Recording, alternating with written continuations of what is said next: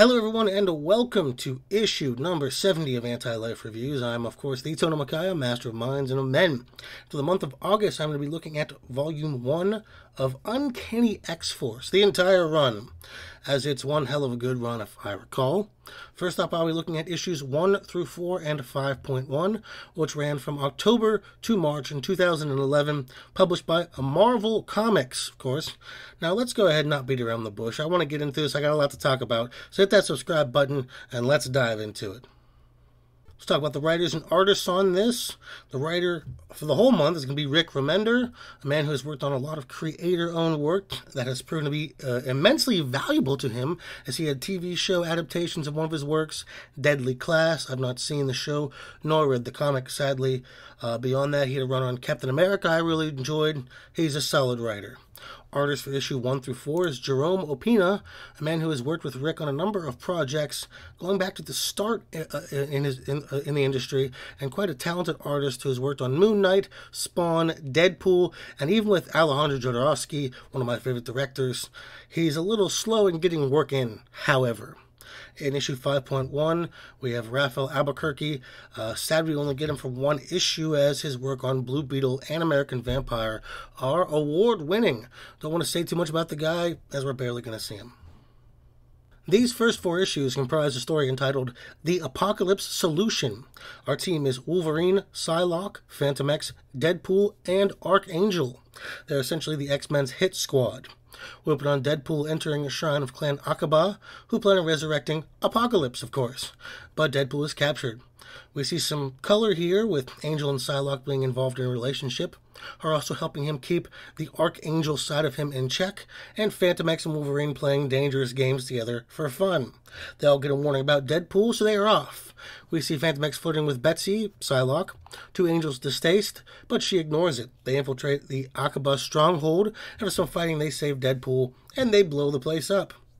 But we learn that somewhere far away they had already resurrected Apocalypse, who was growing at a quick rate. We learn the last horsemen have risen, and Clan Aqaba is going to teach this boy to hate until he becomes their lord and savior, Apocalypse, once again. We see the X-Team training in their danger room to not only figure out how to deal with Clan Aqaba and Apocalypse, but Archangel if he turns in the face of his former master. Archangel doesn't care for that, but Wolverine is pragmatic about his distaste. We see Child Apocalypse being taught about who he is, the first mutant, the Liberator, God. The team then figures out where Clan Aqaba is, the blue area of the moon, Apocalypse's old base. The team is off after some emotional conversations, but they are halted by the arrival of the final horseman, who beat the team down and destroyed Eva, Phantom X's ship, and part of him. And then Child Apocalypse is offered to kill them. We, not long after, get the histories of the Horsemen, which I'll discuss later, and the Apocalypse Child refuses to murder, unsure of himself.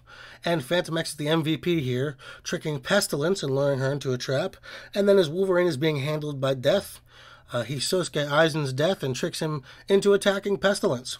Deadpool saves Angel and gives him a calorie rush to help revive him, and War kidnaps Psylocke due to thinking he is in love with her, thanks to, once again, Phantom X's machinations. Clan Aqaba plans to escape. Angel and Deadpool are left behind. Wolverine and Phantom X seemingly don't make it on the ship, but Betsy calms War and plans to kill Child Apocalypse, who is playing with some toys in his room. Wolverine and Phantom X do get aboard the ship and begin just absolutely slaughtering everyone, managing to make it past the Horsemen this time. Deadpool feeds Warren his own flesh as nutrients. When Warren is healthy enough to make it on the ship, Warren wants to kill the Apocalypse boy. Betsy refuses to let him, and Warren relents, finding himself unable to kill even this child. Wolverine suggests taking the boy, rehabilitating him, but Phantom X shoots the child in the head, and the team leaves with a renewed Eva in silence. 5.1 is unrelated to the Apocalypse Solutions. The point 1 stuff is for people to be able to jump on a book at any time. It's usually after a major arc. They would put these out for people to test the waters, as it were. Story is really just X-Force versus the Reavers, including Wolverine's old buddy, Lady Deathstrike. Pretty standard action fare here. Magneto and Cyclops make an appearance. The team wins. Yay. That was the Apocalypse Solution, plus etc. Let's talk about that. Let's go over the writing first. Rick is really on point here. You know, I've not been one for X titles since the 90s, and probably because of the 90s, I was burnt out by them.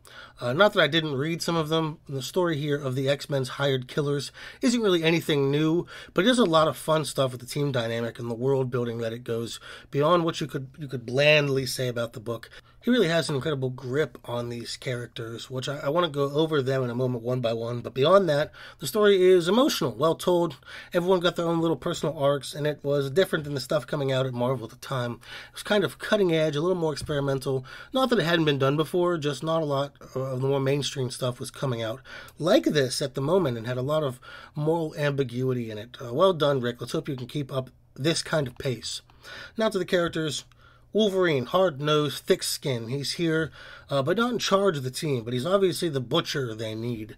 A virtually unstoppable killer who is used a lot as defense. He can survive attacks that would wipe out the rest of the team easily. He's pragmatic about seemingly everything, and kind of just sees this as a job while appreciating the emotional attributes of everyone, even if he is dismissive of them. When Warren wonders why they're trying to kill him, Wolverine is honest. You might turn. And while he is sensitive to his friends' worry, he tells it like it is. Also really fun, like here's a camaraderie rivalry with Phantom X, which I have a little more about to say about that in a moment. Over to Phantom X, a character that some of you might not be familiar with, who's created during Grant Morrison's new X-Men run, which was great, and I will be talking about that eventually. A member of the Weapon Plus program, much like Wolverine, Deadpool, Captain America, etc. Strange French accent, but not... but he's not French. He can create illusions, has an alien ship as a nervous system, Eva, has multiple brains, 3 of them, and a love for noir paperbacks. He doesn't care about Deadpool, doesn't trust Warren, lusts after Betsy, has a friendly attitude with Wolverine. The only one he thinks is kind of just exactly who he's presented to be. The rest of the team is connected telepathically, but he refuses to, seemingly hiding so much from them. He kills the Apocalypse Child without hesitation. He's a mystery, an enigma, and obviously up to a lot more than the rest of the team realize. Then we have Psylocke, Betsy Braddock, the leader of the team. She's an excellent telepath, good strategist, though easily swayed by her romantic liaisons with Angel. She is presented as competent, resourceful, and honestly not overly sexualized, which is really easy to do with her, and I'm glad they didn't, especially with the art. Betsy is probably one of the least interesting characters here, though, sadly. While she is shown to be competent, she is shown to be little else, with the naturally much more compelling characters taking focus, sadly. Moving on to Archangel. While the Archangel thing is cool, he mostly hems and haws around about it without doing too much. He's the least interesting member of the team, but we know he's a powder keg. We know he is going to be the one to blow up. It has to happen, and his hesitation on killing the Apocalypse Child was well done. I think he is also bankrolling X-Force. So that's kind of cool. They kind of hint, if not outright, say that he is the one who redecorated Cavern X, a character to watch as we're going to see him do more in the future. Then Deadpool. Deadpool's Deadpool. He actually has some genuinely mildly funny humor here. Comic humor, unless the whole comic is funny, is kind of hard to pull off, and Deadpool feels very in Vader Zim Hot Topic level comedy sometimes. But here, he's genuinely unhinged. His comedy is for him and anyone who gets into his bubble. Him saving Angel with pop rocks and coats, and then feeding him his own skin because he knows we'll heal back, is not only really clever writing, but visually it smacks of David Cronenberg, cutting parts of his arm off like turkey slices and force-feeding it to Warren. He's Deadpool. He gets his moments, but feels separate from the team a little bit. No one really interacts with him all that much. The art for the first 4 issues is excellent. So much detail, so much background work. Everyone looks good. Everyone looks appropriate to scale. Now, the faces are not the best, especially Betsy. She kind of looks swollen in the face, but we don't get a ton of close-up face shots, and he does far better with masks. The X Cavern is really cool. There are these pictures and models and memorabilia of old X teams, though we had some inconsistencies with people being in pictures that don't really make any sense, but that's really a mild complaint. The action is excellent. I say action, the pre-action, the framing of action. The action itself is a little static, but the beginning and ending of the battle look good. Jerome isn't very dynamic with movements, so stuff kind of looks posy, action figure-y, but it works. It doesn't take away from the fights. It just is what it is. The character designs for the villains, Clan Aqaba had these cool pseudo-Egyptian futuristic celestial designs, and the Final Horseman, I want to call out their designs in particular. War is this giant stone minotaur with a quad axe. He's massive and monstrous. Pestlin is this geisha whose maw opens to release horrifying beetles she is physically connected to. She recalls their kills, too. Fame is a Confederate soldier in full uniform who focuses a type of cancer through the reverb in his drum. Death is the least interesting, a Persian man with a flying carpet. Tattoos. He's not cool to look at, but he can inflict almost any disease on you at once, which is pretty cool. Now, that's far away from the X-Team. They all look good. Everyone looks good. The art is good. But Warren, Betsy, and Phantom X, nothing different about their costumes at all. Though Angel looks really dangerous in design here. Besides that, that's kind of it. Wolverine and Deadpool, they just get gray versions of their normal costumes. I don't know. Slightly uninspired for a team that isn't supposed to exist. You have a woman with her ass hanging out and a guy with giant metal wings. Though, like I said, the art does not over-sexualize Betsy, so at least we have that going for it. 5.1 is okay. Raphael's art is fine, and I kind of give it a pass as an introduction comic, but it's a little sloppy. It's a little sketchy. It didn't add anything to it for me, but as a one-off, here's what you can get story-wise. It's not bad. It works. It's not as good as what we were seeing. We're going to see a lot of art changes during this month, much to the detriment of the story, by the way. Just some fun quotes, moments we got. Wolverine and Phantom X see you can break into, like, hard-to-reach places. Like they're saying you can get to this, like, a vault without being caught.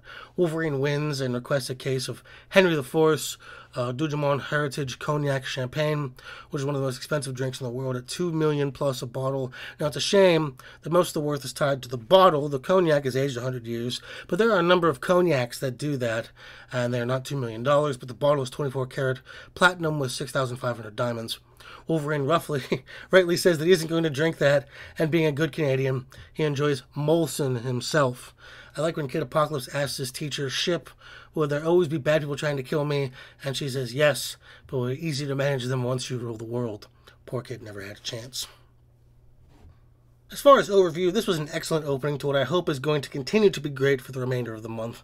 I would easily suggest this comic to any comic fan, even with passing knowledge of any one of these characters. But even if you don't, which seems unlikely, someone would know Wolverine, they do a great job of introducing you to everyone in a way that doesn't seem annoying or drawn out. It does so in action and not in heavy exposition. Comics are a visual medium. Show me. You can also tell me, but show me. And they accomplish that here in spades. So bravo for week 1 of this. Well, like I said, that was week 1 in August for Uncanny X-Force. I think it went well. Do you have a favorite X-Force lineup? Mine would probably be X-Static or the original post-New Mutants one with Cable running it. Let me know down below what yours is. Also head over to my Patreon to keep this channel going for as little as $1. Add me on Instagram to Demon Peaks for daily Twin Peaks memes. Hit up my podcast, The Dark Peaks Podcast. Don't forget to subscribe and be here next week when we look at more X-Force with the Deathlock Nation and other stories. This has been the Tony Makaya. Thank you very much, and goodbye.